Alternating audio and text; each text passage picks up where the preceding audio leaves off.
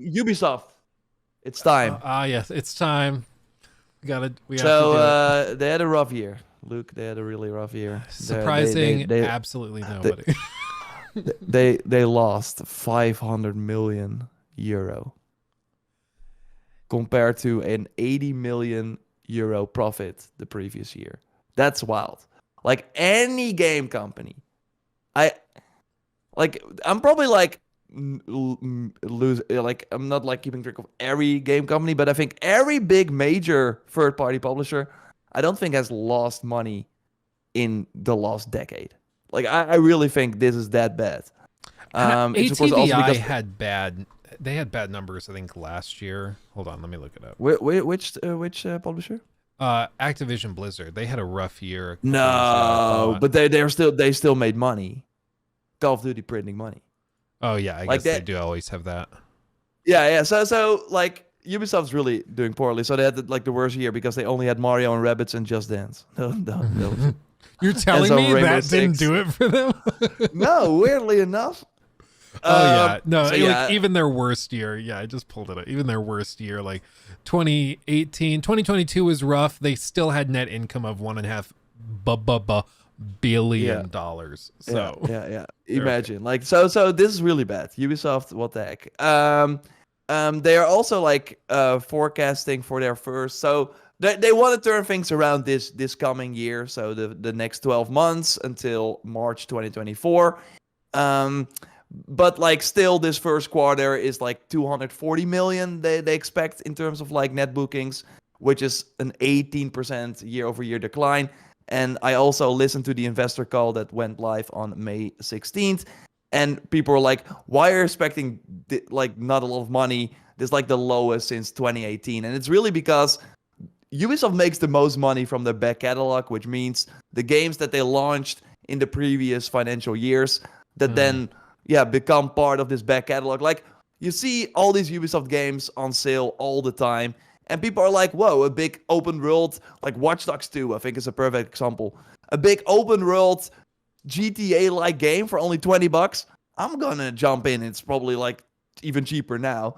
So then at one point, like Watch Dogs 2 sold 10 million while it had a really slow start. But that's just because over the years, people just keep buying them and then they're like, oh, I only invested 10 bucks. I'm gonna, I either like enjoyed it way more than I thought or otherwise like 10 bucks. Hmm. I can miss that.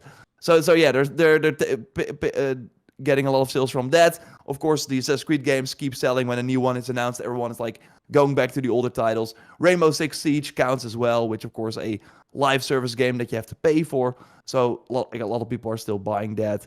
So that's also the highlights. Like Rainbow Six, they're turning that around. It had like it went kind of downwards, but then they kind of invested more in their live service operation. So now year over year they have like 13% more money from microtransactions. So that's pretty good and a pretty strong playtime in Q4. So in this first part of the year.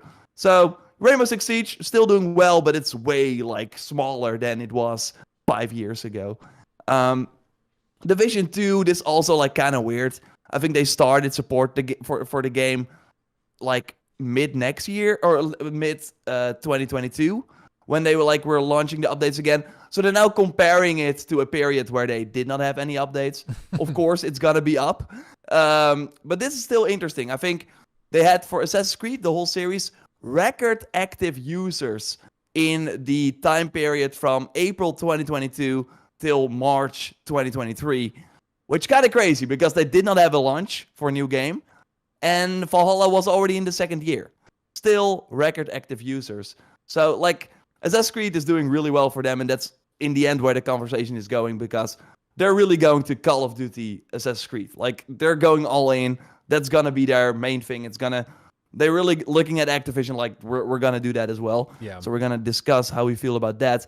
But like for comparison, the Assassin's Creed Valhalla net bookings were up 82% versus the lifetime of Origins and 61% versus Assassin's Creed Odyssey. And I think that's also looking at their lifetime or like the time that they were supported. So all the microtransactions, like the amount of Helix items that they put in that store, it's working out for them. They expect Red to have even more of that because they made way more money on Valhalla. Well, I would argue that Origins and Odyssey are way better games, but yeah, it doesn't matter. So yeah, Assassin's Creed Valhalla, that's gonna be one of the big blueprints for them moving forward because it's really their most successful game, I think, in the last 10 years, or maybe even ever, next to Rainbow Six Siege, which is kind of crazy to think about. So yeah, they of course have this upcoming lineup. Let's look at what that is. I'm not sure if you have the sheets on screen from their financial call. Oh yeah. Because they have like a nice thing here. So yeah, they're really focusing right now on two key pillars: new releases in their biggest franchises and long-lasting live games, as they like to call it. So basically games like For Honor, Rainbow Six Siege, which of course like kind of above that because you also got things like The Crew, Brawlhalla, like just games that are just doing well in the background with like an audience of like 10,000 of players, maybe 100,000. And they're just spending money and the updates don't cost that much. So they're making money. And when you put all those games on top of each other, you get like a nice profit because if they all buy a skin for $20, that only cost like a few, like it didn't cost a lot to make. They're making a profit. So that's why they're going to focus a lot on that. So there will be Skull and Bones. They're really hoping that game, even though we're still not really convinced, but they're hoping that game will be like a For Honor type of situation. The Crew Motorfest, I'm sure that will continue the success of The Crew, which is very limited. It will probably be similar to, what's that sports game, Riders Republic. They're going to do X-Defiant. They actually had some good things to say about X-Defiant. 1 million players in the beta. For if you don't know what X-Defiant is that Call of Duty clone. That's with Ubisoft characters. Like you got the Libertad faction, you got the DedSec faction, and also like the Splinter Cell faction, the Ghost Recon faction. They're all fighting together in this arena shooter. Free to play. 1 million people joining the closed beta. Like you had to get a key. So that's pretty good. And I mean, honestly, it looked really good. I was actually pretty impressed. And people who really know Call of Duty were very impressed with it too. I mean, the movement's crazy. And it seems like they can really grab the momentum where, like, but a lot of people are kind of angry at Activision for not listening to their fans for this long. And it's because they're the only kid in town. Like, if you want to play a shooter like that, it's Call of Duty, baby. But now you can, like, try X-Defiant as well. So I hope that game does well for them because the first time we saw it, we were like, who asked for this? But clearly they knew something that we don't. But yeah, the news is now that they're going to launch it before April 2024. So it's coming in the coming months. Then we have the Division Resurgence game, which is the mobile game. Yeah, good luck with that. Yay! Rainbow Six Mobile. Rainbow Six Mobile, I think, has a higher chance. Although it's coming off the back of like Apex Legends Mobile shutting down. There are like some mobile it's like a really hard market. So because Rainbow Six Mobile, you have to like talk with your friends and be super strategic. I think like people on mobile are super casual. Maybe I think most people. There are sure some people that buy like the freaking hardcore mobile phone or whatever. They got like a backbone on there and play like that. But I don't know if Rainbow Six works on mobile. I mean, I'm sure it's going to be a good game because like really the core team is actually, I think, working on it as well. Like really solid people at Ubisoft, but not sure if there's an audience for that. And then the games I think that we are mostly looking forward to and that Ubisoft also expects the most from in terms of revenue are Avatar Frontiers of Pandora, Assassin's Creed Mirage, and another large game. Now, Luke, what do you think? Is that another large game that they plan to launch before April 2024? I don't know, that surprised me because I was like, if they're not saying it, is it really unannounced? Are they just sitting on something and it's unannounced, yeah. Yeah, they're planning on just shadow dropping. And they're expecting big things from it. I first thought it was Ghost Recon. Because it has been like 2019, like Wildlands released in 2017, Breakpoint in 2019. That's like a short 2.5 year window, but we all know how that turned out. Yeah. But when I like discussed that on Twitter, I had like some talks with Tom Henderson, who of course has his sources inside Ubisoft, and he was like, "No, that game is still far away, and they're taking their time, which they should. Yeah. Like, go back to the drawing board on that time, franchise." Yeah. So it's something else. I think, but unless you have some idea, because I want to maybe hear if you. I don't know. The only other ones, like, I don't know, what is your theory? What do you think? I think it's the new Immortals game. Oh. Because the creative director or the game director on Odyssey, Simon, I'm forgetting his last name, but or not Simon, Scott Phillips. Scott Phillips is his name. Game director on, I think, even like Syndicate, or he had like a big role in Syndicate. Then of course they moved to Odyssey. Then they moved to Immortals. He has been like a creative director on a new game for like a really long time, even since before the Immortals game came out. And he's not working on Red. So of course Ubisoft Quebec is working on Red. That's like their big title, which is slated for next year. The Japan Assassin's Creed RPG, of course. But like, what is he working on? We know there were rumors about the new Immortals game, and I think it would be weird for him to have worked on, because I think they started Red in 2021, like early 2021, and he already worked on this unannounced game since 2020, so summer of 2020. So I think it's weird for them to, because we know this Immortals game is coming, but it is weird for them to launch it after Red or around Red, to have like two Ubisoft Quebec games in the same time window.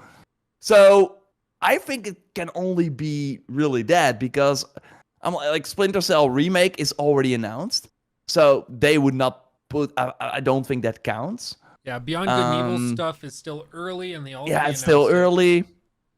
A new Division. Now we have the Heartland game, the free-to-play title, which is, by the way, launching after March 2024, which is crazy because that game has been announced for a really long time. Far Cry is not time yet. They launched Far Cry 6 2021. Like, they're really only they're really focusing on their biggest franchises, which is like Ghost Recon, Division. So yeah, basically the Tom Clancy stuff, Far Cry, and Assassin's Creed. We already have Mirage, so it's not an Assassin's Creed game. I only think that's possible unless they're like doing a Rayman, but that's not a large game. Like, they have really tiers. Like the Crew was not announced yet, and then they all said we have a large game, and then people were like, oh, it's the Crew. But then they announced the Crew, and they still had a large game. So like, the Crew is not large. Like, they have it has its audience, but it's not like a multi-million. So I think Immortals is the only option that makes sense to me. I mean, what do you think of what Pranav is saying in chat? Do you think they'd put Just Dance up there? They're not for hardcore gamers. No, it's already announced. Really well. No. They are actually changing, because they talked about that during the financial call. Just Dance is never there, because it's like, of course it's going to happen. It's like, okay. Yeah, and it's like not a full-priced game. Like, I think large game really means, hey, this is going to be $70. Yeah, I guess that does make sense, because large, what does large mean in this context? A big budget, AAA, yeah. And Just Dance, they're actually like doing updates now, they said. So I didn't know that, but they're now switching to an update model. So instead of like launching a new game every year, they're seemingly like launching updates throughout the year. So, but Immortals would be cool. I'd be down. I liked the first one. I thought it was just like, it came at a time, and it had this perception around it that it was just like a sort of second-hand version of Breath of the Wild that wasn't quite as good. It was goofier, and had like, of course, a story that was a little goofy and fun. Did you see the leaked concept art, by the way? I probably did. I'm gonna put it in the doc. Okay. Yes, so you can. That would be awesome. Jeff Grubb shared it last year. Jeffrey Grubb. So you can like click on it, and let's see. Oh wait, you're not seeing it. Wait, I'm gonna like do it like this. It's like a small image though. Wait a minute. Yeah, I got a new one for you. Weird. Okay. So it should be like an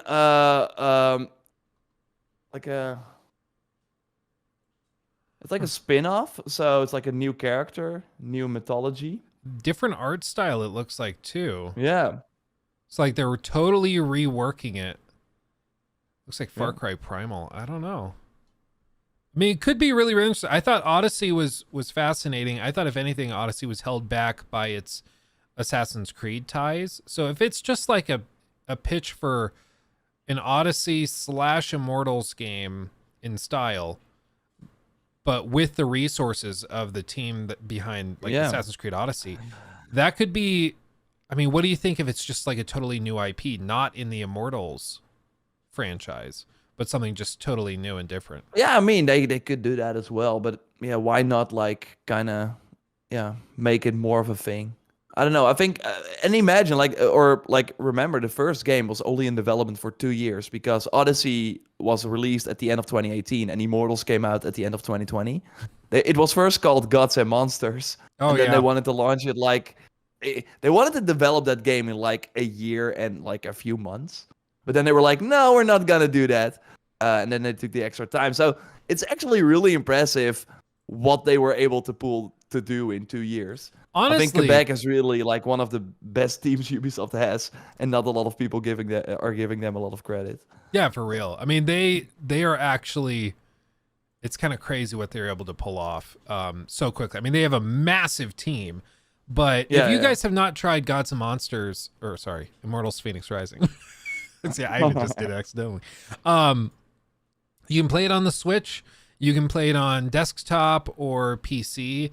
And honestly, it's a good time. I like maybe not $60-$70 worth, but I had a good time. It was goofy. It was silly. There's a lot there. And I thought it just came at a weird time. It wasn't marketed very well.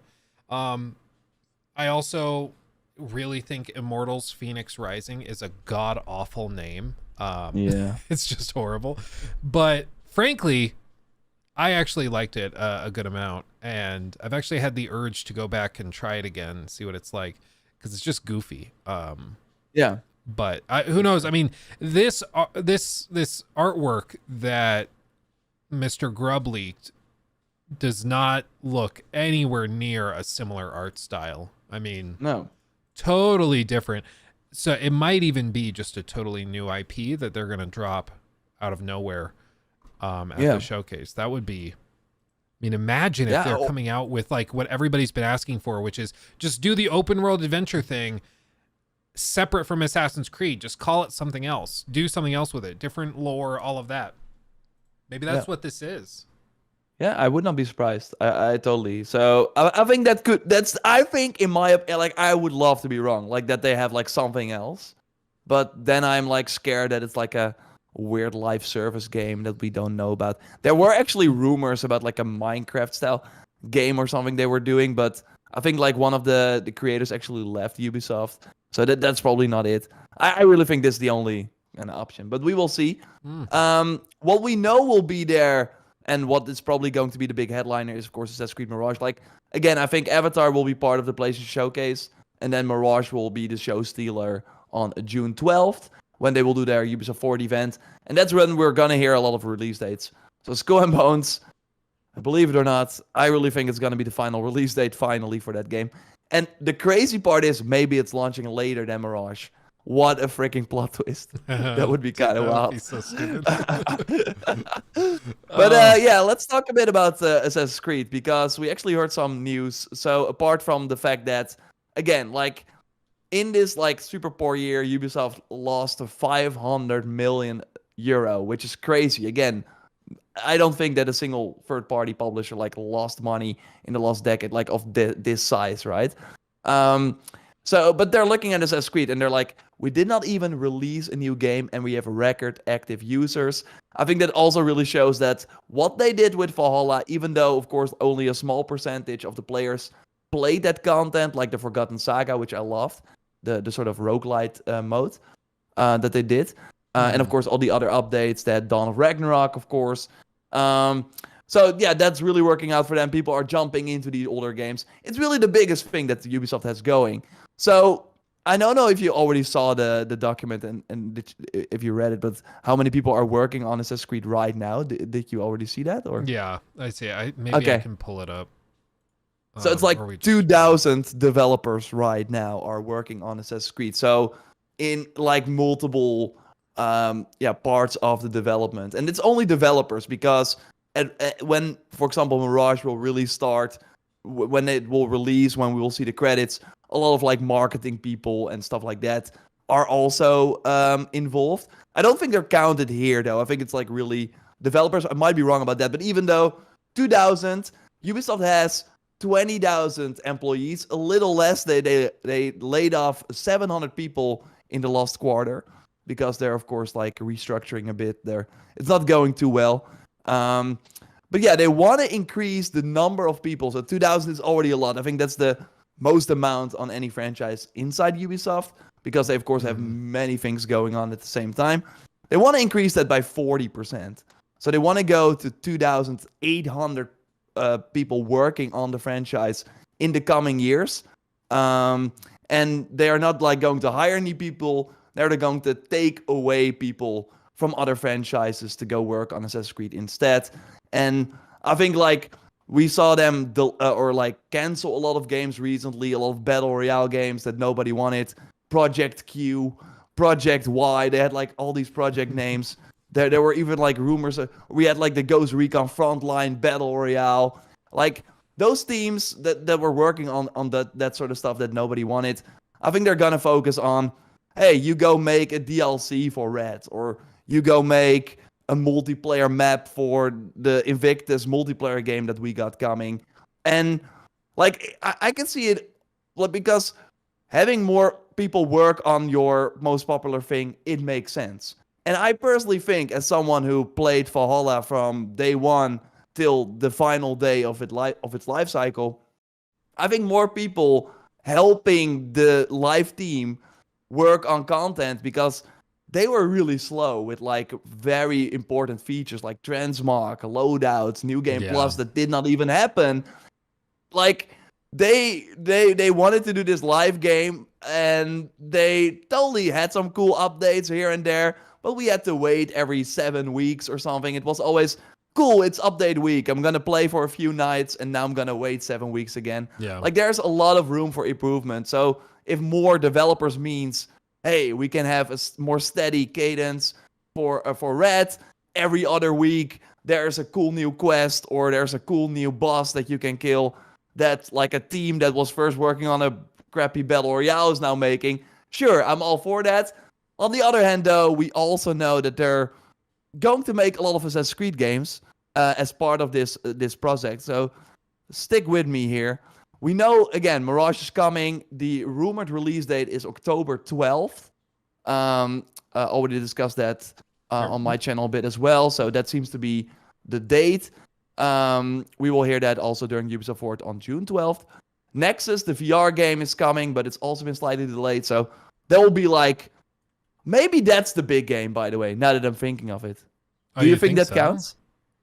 So yeah, Ubisoft has, of course, another big game this financial year. It says, can they like call the VR game a big game? I mean, it's not announced yet. I think it can count. Yeah, I guess maybe you could, because it's gonna VR games cost a premium, but they don't sell like crazy. Yeah, I kind of hope not, because it's like, but yeah, that would suck. Or do you think that they announce the VR game at the PlayStation event with the PSVR 2, like some? It was first made in partnership with Oculus, but like Facebook has of course been really like killing their VR business because it has been doing that well. So I think they removed that sort of partnership, but because according to rumors they were already very far along and really focused on like the Quest hardware, to then have that shift to PSVR 2, I think is probably way more work. So I think it would be a cool get for the PlayStation because they are going to do PSVR 2 stuff. So I think it could be a cool to get. But yeah, I'm now, maybe it's Nexus. Either way, the other big game that Ubisoft has planned, which would be kind of sad because it's like, oh yeah, not a lot of people can play that. Maybe we say like January of 24 for Nexus estimated releases. Yeah, that would totally fall in their financial year. Okay. We at least know that the mobile game Jade, which looks a lot like Odyssey, but in China on mobile, it's not coming before April. So yeah, that's gonna be 2024 later in the year. Red, that's gonna be the big one. That's gonna save Ubisoft, I think. Assassin's Creed Red, the Japan game RPG from the Odyssey makers, probably end of 2024. Then they have Invictus, the multiplayer game, 2025. At least that's the rumored date. Hexe, the game from the Valhalla team and the Origins team, Black Flag team, it's gonna like go in a completely different direction. Should be 2026. Then they have like a smaller project with Netflix, no microtransactions, while Jade, as like a mobile game with Tencent, is gonna be full of like I'm scared for the microtransactions. Yeah, it's gonna be crazy. Yeah, but the Netflix title should be like maybe a side. I don't know. Like I never played a game on Netflix, but they seem sometimes they get some cool stuff. So yeah, they have the partnership with that. Then it gets crazy because then it's like, hey, Ubisoft just has like too many studios. Like and it really seems that instead of closing them, which is I think a better approach, but it's still like they have all these studios and they have to do something. And they were first all experimenting with free-to-play games, and now they're going to experiment with Assassin's Creed games. So we have Nebula, which seems to be like the Aztec game from Ubisoft Sofia, who of course did Rogue and also the Dawn of Ragnarok DLC, Curse of the Pharaohs for Origins. Project Raid seems to be in development, a co-op free-to-play game. Project Echoes, a multiplayer game with like Scholar, Cloud Tech, where they can like fit a lot of people into one world. It's getting a bit too much. It's getting a bit too much, and this was without the increase. Well, exactly. Of developers. Like, you remember the craziness, and like right around Unity didn't help, but right around Assassin's Creed Syndicate, there was all of this talk of franchise fatigue. People were just like, "Oh my God, can we take a break from Assassin's Creed?" It's like every time we get excited about the franchise, another one launches, and then it's like 6 months later, they announced the next one. And people started to get frustrated by it. But clearly, like you mentioned earlier, their approach now is to shift into an Activision approach and basically have Assassin's Creed turn into their Call of Duty, their annual release that has tons of, stuff going out constantly and that they can just consistently milk for revenue. And maybe that works, and maybe the whole plan is because these projects are so different, because you have a stealth focused Mirage that's a little smaller, and then you have a VR which is different, then you have a mobile game which is different. It won't feel as much like you're drowning in Assassin's Creed because it's so varied. For hardcore fans, they probably still will feel like they're drowning a little bit, which maybe is the goal. Maybe that's exactly what people want. But it's going to be interesting to see how the fans react to this, because they have, like we mentioned, the most active users that they've had ever in the franchise, and they didn't even release a game this year. And I would love to see the breakdown of where those players are, if those are in if those are in Assassin's Creed Valhalla, or if those are in like Odyssey or Origins, because I know I was watching a Mutahar video the other day, Some Ordinary Gamers, and he was talking about how he just went back and he's been replaying Assassin's Creed Origins and having a great time. So I know a lot of people are kind of like, I'm feeling the itch for Assassin's Creed, but there's no game to go back to or no new game, so I'm gonna go back to my favorite, and they're going back and trying those again. And I think that would be fascinating to see the breakdown of where players are spending their time. But we'll see. I mean, do you anticipate a lot of burnout from fans, or do you think that they're like the varied nature of these releases is going to keep it somewhat segmented and fresh? Yeah, it really depends, I think, on the quality, because we're seeing that with Marvel, I think, as well. Like, Guardians just came out, and I loved it. I thought it was really good. But it is like the third Marvel movie this year, or like I don't know. I can't keep up. But people will still show up to all these movies, but now they're just really bad because they're like really rapidly like releasing them, and the visuals don't look appealing, and the stories are just kind of matter. They just found this sort of format, and they're just gonna do make every movie like that. So if they can make sure, and that's where I think it's still great that more people are working on the series. Like Assassin's Creed Red will be made by the RPG team, and afterwards they're making probably some DLCs and are going to move on to the next RPG. And they have all the time in the world, I feel, or at least enough time, 4 years hopefully, because there's a lot of other Assassin's Creed stuff coming. Why Odyssey was really fast after Origins, also because that was the only other team working on Assassin's Creed next to the Origins team.